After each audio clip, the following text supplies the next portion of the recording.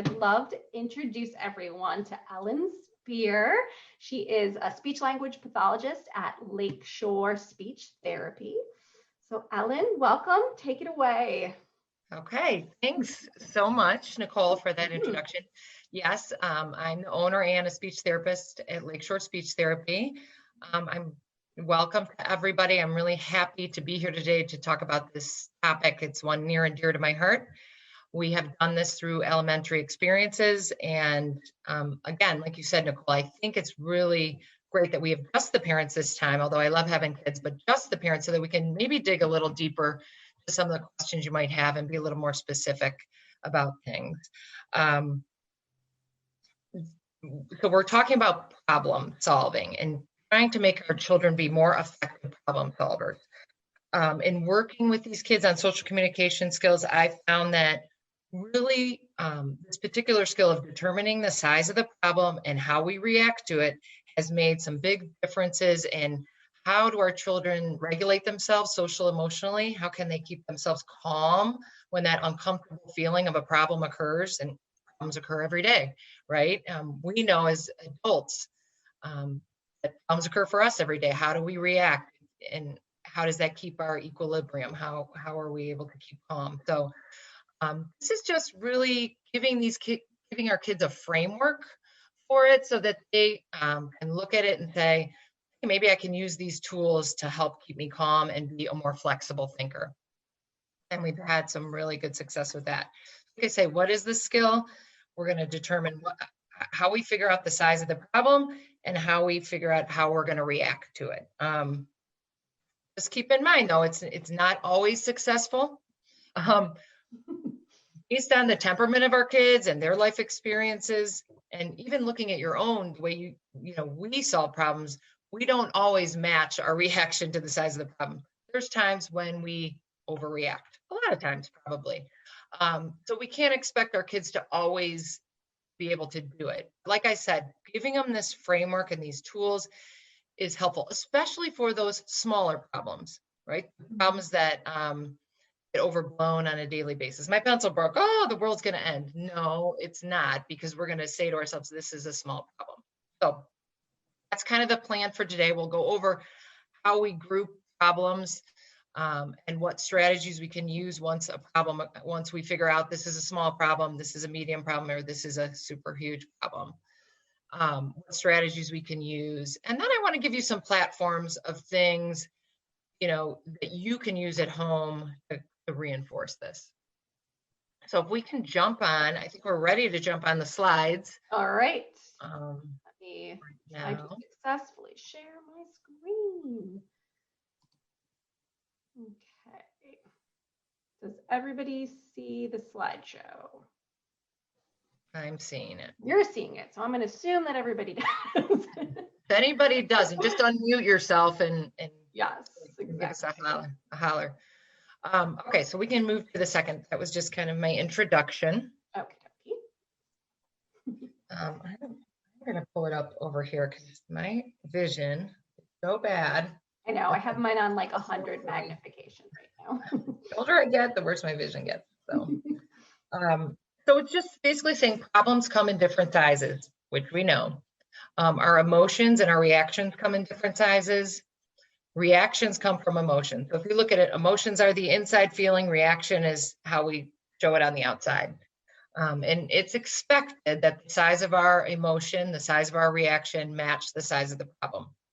Like I said earlier, a few minutes ago, doesn't always happen, but we're going to make children aware of the size of the problem, the emotion and the reactions, and help them think about their problems and understand that they can have control over how they react to them.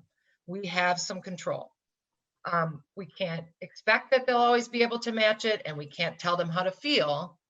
But we're teaching strategies and giving them tools that will help with social emotional regulation. So let's move to the next.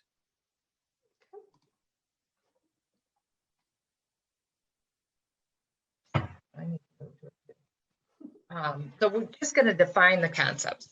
A problem. A problem is an event that occurs that was not part of our plan and negatively influences it. Problems make us feel upset or uncomfortable, or even more than that, but smaller problems I'm referring to there make us feel upset or uncomfortable. Size of the problem. Small problems can be taken care of quickly and can usually be solved by ourselves or with minimal help from an adult. For example, losing a game. Medium problems, if you look at medium problems, usually take more time. And for kids, they usually need some assistance. So if you kind of break it down that way, and we're going to go more into depth on this, so I'm not going to go crazy right now, but we're going to talk about this more. But something like breaking your iPad, can't fix that by yourself, so you need assistance. It's going to take a little more time and effort than just a small problem. Big problems take a lot more time and require a lot more help. So you think of those as more not necessarily the big emergencies, although those are a part of it, but more of those, I need adults' help and I need it right away. So that's more of the big problems. And we'll get to this, but most problems that our kids are going to see on a daily basis, we hope, are the small problems. So those are the ones that we really want to tackle about how we can handle that.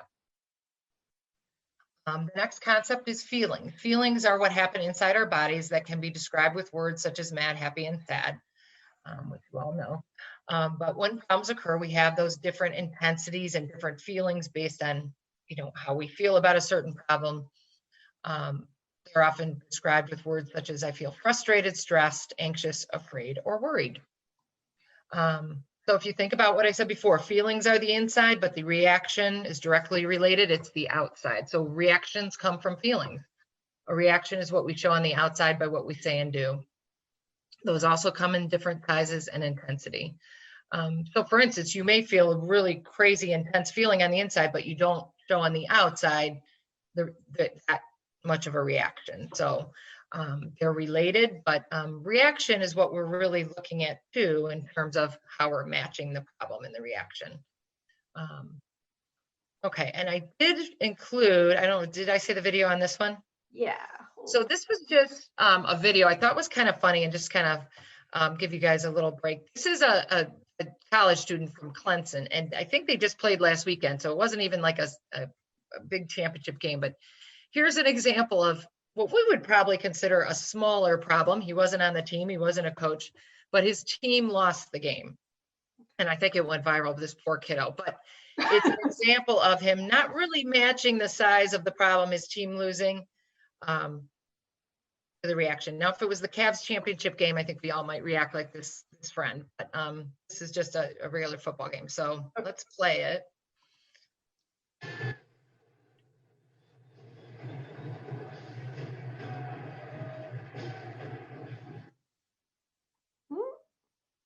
Does he bet a lot of money?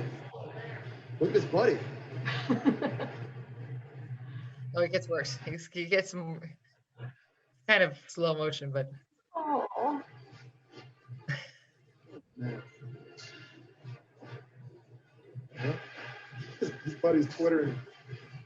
His buddy's tweeting. He's really having a hard time. Poor guy. He is bummed. He's gonna be famous. Put it on YouTube. Right, he is famous in our little group, isn't he? Is he still going? Anyway, okay, so that's good. That's probably good. I mean, the poor guy. I think it does go on for 5 more minutes, but we'll let him off the hook. There's an example of an adult who, or becoming an adult who really needed to kind of think about that. And again, our emotions are always going to take forefront, and that's going to happen. And we're not trying to fix that, but we are trying to just give a framework for some of these smaller problems. So, figure out the size of the problem. We think about, and when we're teaching it to our kids, we think about how much time will it take to make the problem smaller or to fix it? Can it be ignored? Can it be just something that's ignored? Is it that small? And how much help do we need from whom? So can we just have maybe a friend help us with this problem, or do we need the help of an adult? Okay, we can go on. Okay. So this is a picture of my children who are now in college. I'm sure they would be thrilled with me putting this on the story, but it actually is kind of funny. They're in college, but they were doing some social skill videos for me. And I think he had just lost a game. That was our video, but I can't remember. But anyway, it's a picture of someone experiencing a small problem and reacting maybe in a bigger way. When we think of small problems, when we're trying to determine it's a problem, is the child can fix it themselves or with very minimal help from others. Does not take very long to fix small problems, so the time is short. You have some options. You can ignore. Sometimes you can ignore it, or you can put a fix in on it. So I have a or someone is teasing me about losing a game. I can ignore it, and that, or I can fix it. I can ask them not to do that anymore. With a small problem, and this is really super important, we can employ strategies with our kids. And first things first, if our child is not in a calm way, there's no way they're going to be able to tell what the size of the problem is. So calming strategies are super important. I'll say, let's take 5 deep breaths, and then we're going to figure out how big our problem is. So let's do that first, or let's take a break from what you're doing and come back and we're going to figure out the size of the problem. So we do that, we come back, we say, okay, well, you know, it seems like this is something you can fix yourself, and how can we do that? What are our solutions? And we can use some positive talk. So in my little social skills groups that I've unfortunately not been able to have because of this pandemic, we often do things like, let's think of some positive self-talk. Like, this is really a small problem. I think I can fix this. Not saying this is great, saying this is okay. I can handle this. Those kinds of positive self-talk, which in the beginning, you're probably going to have to help your child realize, seem to be really effective in kind of keeping the calm and figuring out, okay, I can handle this problem. So those are 2 things that are really effective, keeping, using those calming strategies. Sometimes it's a fidget ball, sometimes it's leaving the area, sometimes it's just taking some deep breaths. So some examples that you might encounter: losing a board game, being told no, not being a line leader, your pencil breaks, don't have your favorite food and lunch, getting just one answer wrong. So those are some examples. I'm sure you guys in your heads with your children can think of many more, but those are just to give you some examples of that. Another thing intervention specialists and I that run the group often say is, we say NBD, no big deal. This is a NBD. We can also say, this seems like a small glitch. So if you don't want to use the word small problem, those are some other terms you might be able, this is a glitch, this isn't, or something that's really super huge. This is just a small glitch in your day. So those kinds of terms sometimes resonate more with some of our kiddos than problem. So any questions, feel free to put them in the chat and we'll just keep moving along here. So then when we talk about a medium problem, and these can be subjective too, you may, for some kids, a medium problem is a small problem for another child, but typically we'll say you will need some help from an adult to help fix the problem. And it might take a slightly longer period of time. It's going to take some effort. The medium problem isn't as quite as easy to solve. And that's why we might need help from our mom or dad or our teacher, whoever that may be. I think we still can employ the strategies of, let's stay calm. Let's use our positive self-talk. This is a medium problem. I need some help. This might be a good time to kind of role play. How do we ask for help? You can show that by just, hey, I need some help here. Give those verbal models for asking for help, because those kids don't always know how to ask for help. So we got to make sure they know how to do that.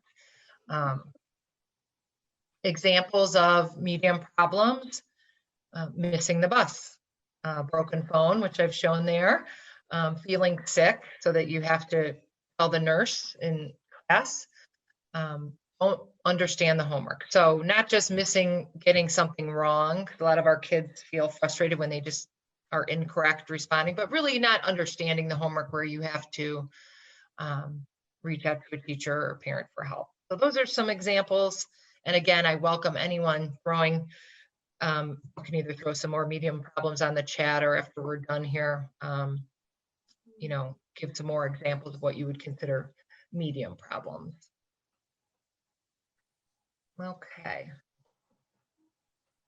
Thanks, Nicole. We're moving on to, move it out what I wrote, big problems. So child needs to get help from an adult right away. It may take many people to work through the big problem. It can take days, weeks, months, or even years to solve a big problem. And I gave some examples, and hopefully we don't see these often, but injury, fire, accidents, moving to a new place, being bullied. Some people gave me some examples. Your pet passes away. So we look at these as more emergent, more on the grand scale of things, and we're hopeful that these don't happen very often in your lives, but we know that they do. And of course, the reaction to a big problem is going to be, and should be, a big reaction. So big problem, big reaction, of course. But the good news is most problems we encounter on a daily basis, we hope, are small. They make us uncomfortable. They make kids unsure. But hopefully, you know, by even, and I found this in my work, in my therapy sessions, even by the child saying, this is a medium problem, I need to get help, it relieves some of that angst. It helps them to regulate themselves and figure out, okay, I have a pathway forward here. I'm not just lost in the sea of anxiety of not knowing what to do. And so I think that framework is I found it to be super helpful. Anyone have any questions thus far they want to throw in the chat having to do with the size of the problem before we move on to activities?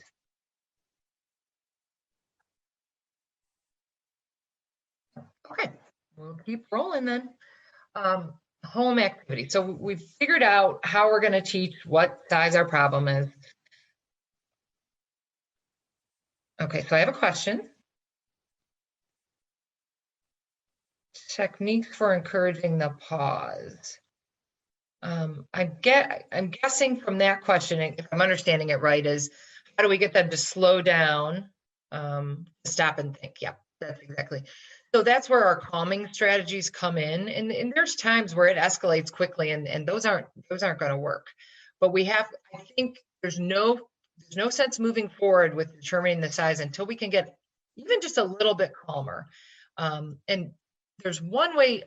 There's many ways we can do this. One is using that calming technique.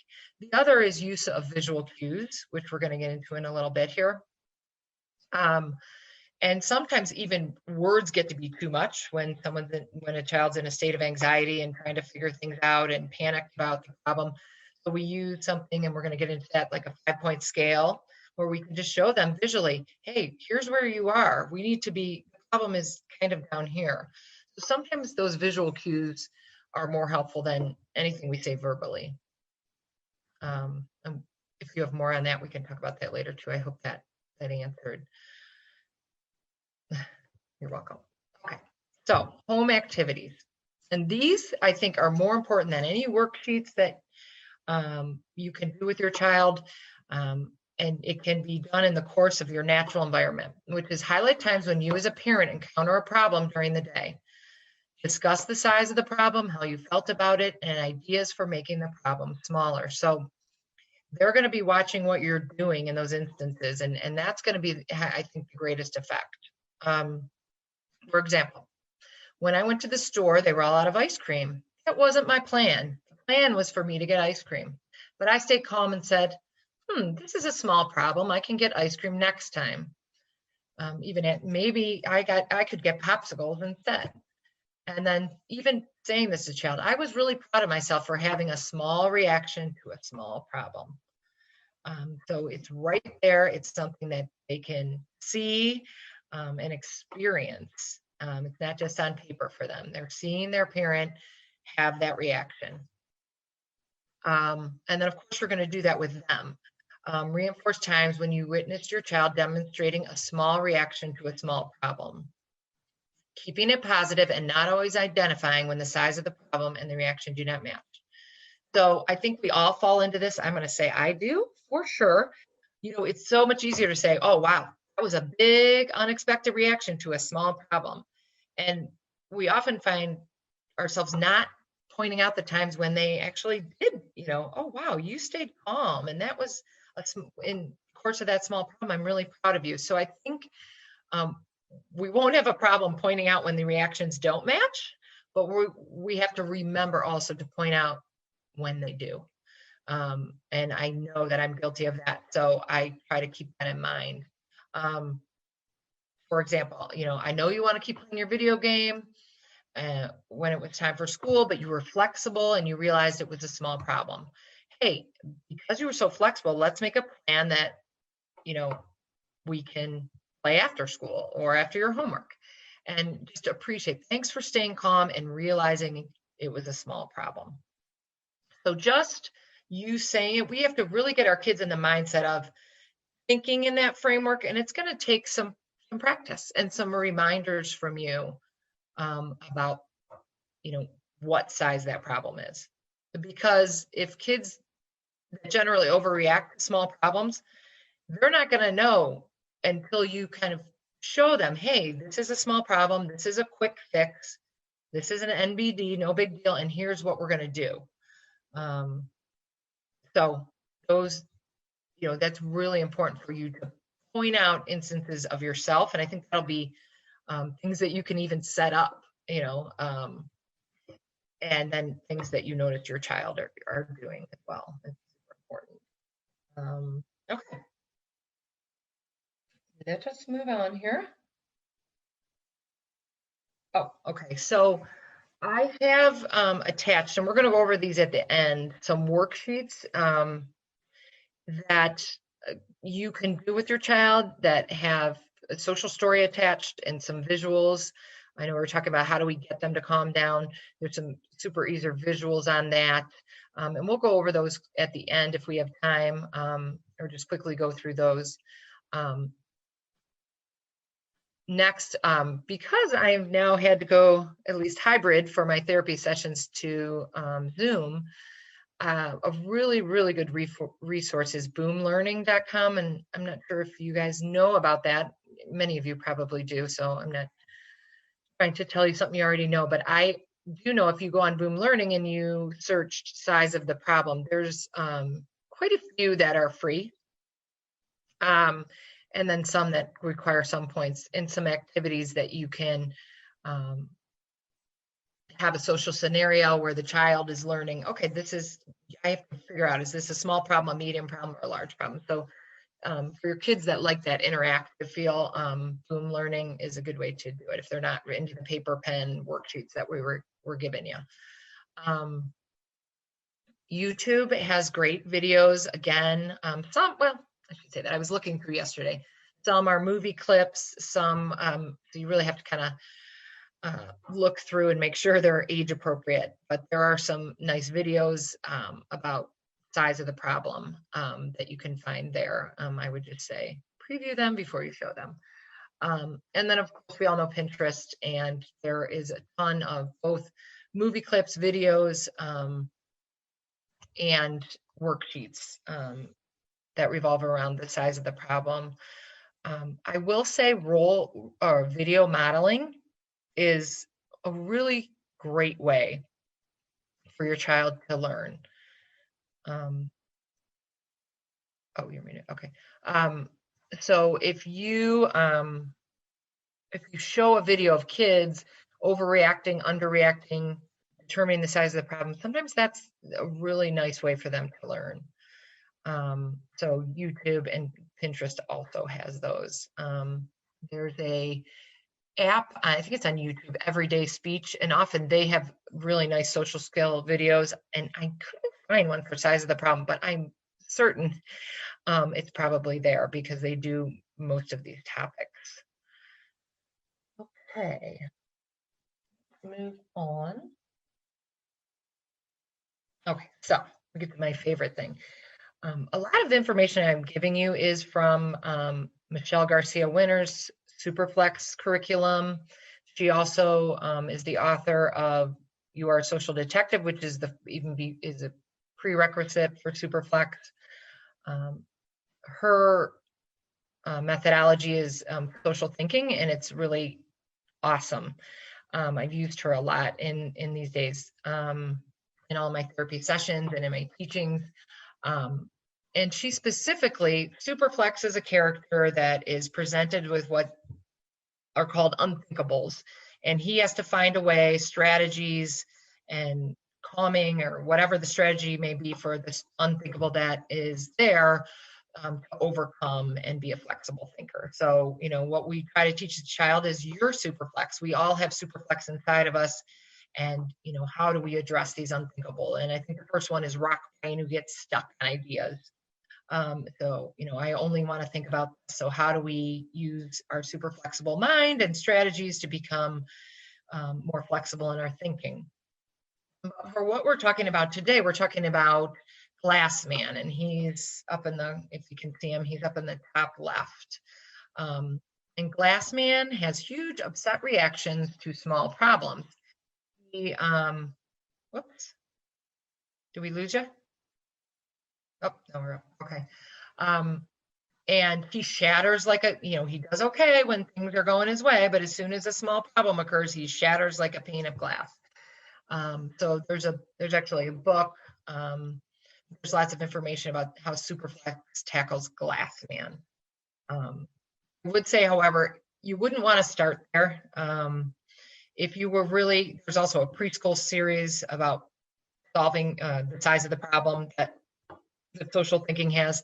And then after that, you would get into You Are a Social Detective, which talks about expected behaviors and unexpected behaviors. And really, I have found has really reached the children that I'm working with, because it makes sense. It's not in these high terms. And a lot of our kids love these characters, and really can relate. So I found, you know, well, we never say you're being a glass man. I might say you're having a glass man moment. So when we're having a glass man moment, what do we have to do? We have to determine the size of the problem. And so let's do that first. Let's stay calm and use our strategies to determine the size, and let's figure out how we can solve it. So if you've never been exposed to Michelle Garcia Winter's books and her information, it's worth it to even take a look at. The other way, and I think in addressing that earlier question, is how, when our kids go from 0 to 10 quickly, how can we get through to them? And Carrie Dunbar does, and I know likely you've all heard of the 5-point scale, and you can adjust that to anything. You can adjust it to the volume of your voice, or your behavior. If you're hurt, you know, I'm really hurt, that's a 5. I'm okay, that's a 1.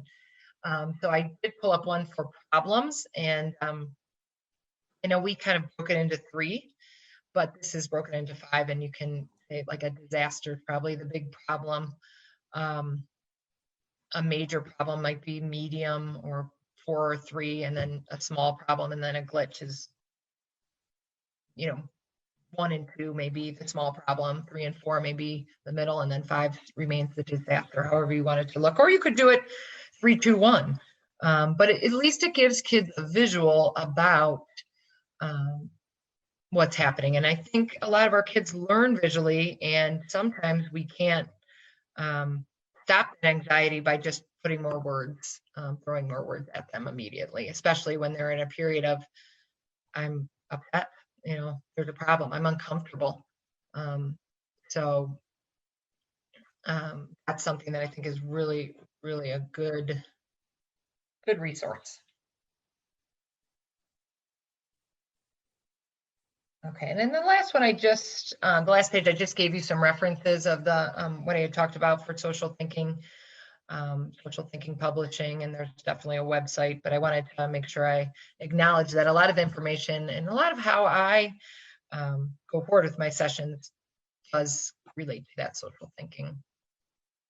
So I've spoken a lot, so now I'm going to give you a turn to voice your questions, and hopefully I can answer them. And if I can't, I will find out about it and get back to you.